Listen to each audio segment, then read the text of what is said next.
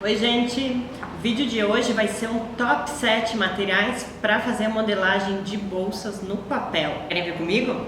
Vamos lá! Número 1, base de corte. A base de corte são essas plaquinhas aqui desse material emborrachado que a gente usa para proteger a nossa mesa ou a superfície que a gente está usando quando a gente for cortar com estilete. Como os moldes para modelagem, quando a gente faz à mão, são feitos com papel e estilete, a gente usa também essas bases aqui para proteger a nossa superfície de trabalho e também as nossas lâminas. Elas são facilmente encontradas em lojas que vendem coisas de artesanato e elas têm uma característica muito legal que é a autorregeneração dos cortes. Então, quando a gente corta com estilete, essa superfície fecha de novo e não fica toda danificada com rapidez. Se vocês não tiverem essas plaquinhas, elas podem ser muito bem substituídas por um pedaço de vidro ou uma tábua de cortar legumes, aquelas de trabalhar na cozinha, sabe? Também funciona. Essas bases têm diferentes tamanhos, então vocês podem escolher a que mais se adapta com o espaço de trabalho de vocês. Eu aconselho sempre o tamanho maior para quem for fazer modelagem de bolsas, porque a gente acaba trabalhando com pedaços de papel grandes. Essa minha aqui, por exemplo, é de 90 por 60 centímetros e ela ocupa quase toda a minha mesa. Mas se vocês não tiverem um espaço tão grande assim, podem usar essas aqui que são menores. Por exemplo, essa aqui é de 45 por 30 centímetros. Número 2, papel. Para a gente fazer a modelagem das nossas peças, a gente vai precisar de uma folha de papel que seja maior do que uma folha A3, que é mais comum de encontrar, e também um pouco mais grosso que uma folha de ofício normal. Então eu aconselho para fazer os moldes trabalhar com uma gramatura que vá de 80 a 90 gramas, que seria uma cartolina, até uns 200, 240, que seria um papel triplex. Pode ser branco, pode ser colorido, pode ser tipo papel craft ou papel reciclado. O importante é que sejam folhas grandes e que elas sejam um pouquinho mais grossas que o normal. Número 3, régua de metal. Por que de metal? Todo mundo me pergunta.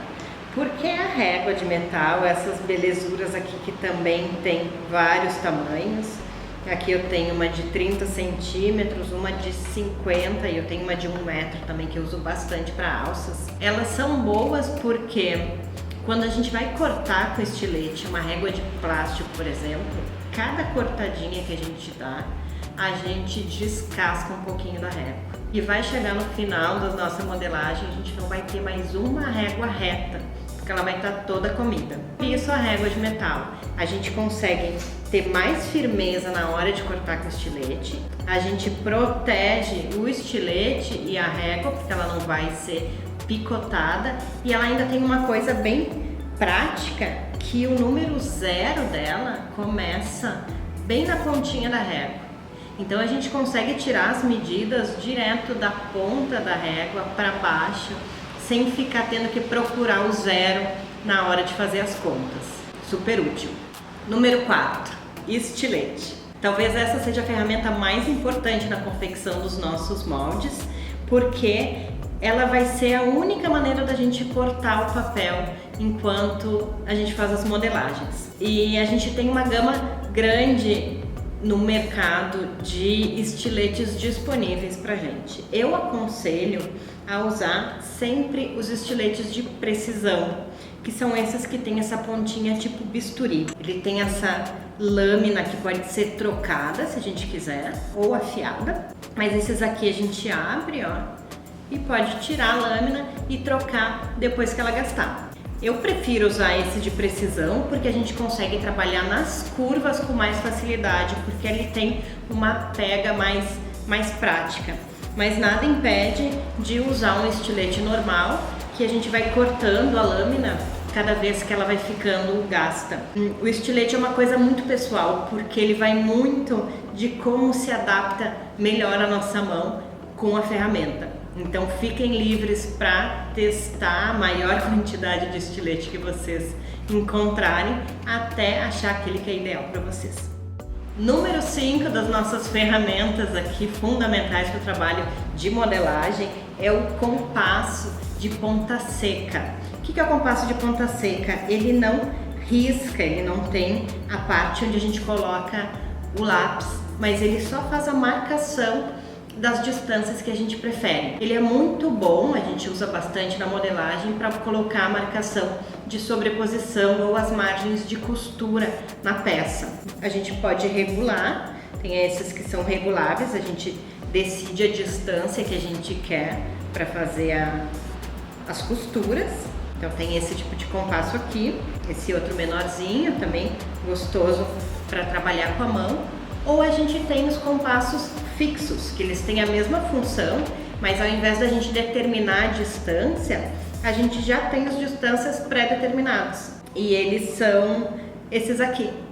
Os dentinhos, ó, já tem a distância que a gente precisa. Então, por exemplo, esse aqui é de 10 milímetros. Eu vou usar ele sempre que eu for fazer uma sobreposição ou alguma coisa que eu precise deixar uma distância de 1 centímetro.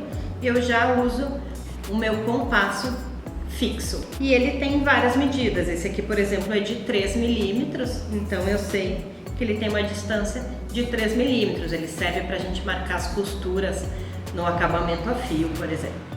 Número 6, cravadora ou agulhão. Essa ferramenta aqui pontudinha que a gente usa para fazer os pontinhos de marcação ou sinalização nos moldes. Tem vários modelos no mercado também. O importante é que ele tenha uma pontinha fina que a gente consiga fazer uma marcação de um lado do papel e consiga enxergar do outro lado do papel dobrado. Normalmente ele tem cabinho de madeira e a pontinha de metal. E finalmente, número 7, metro ou trena, coisa que não pode faltar para nenhum modelista. Por que os dois? Porque o metro rígido, para poder tirar as medidas das peças já prontas, ele é mais fácil, e o metro flexível para poder tirar a medida das peças curvas. A gente consegue ver melhor o perímetro das peças para depois transformar em outras partes de modelagem. É isso aí, esses são os materiais essenciais para a gente começar a modelagem de bolsas. Podem se preparando e quem já tiver com tudo isso na mão está pronto para se aventurar nesse mundo também. Um abração!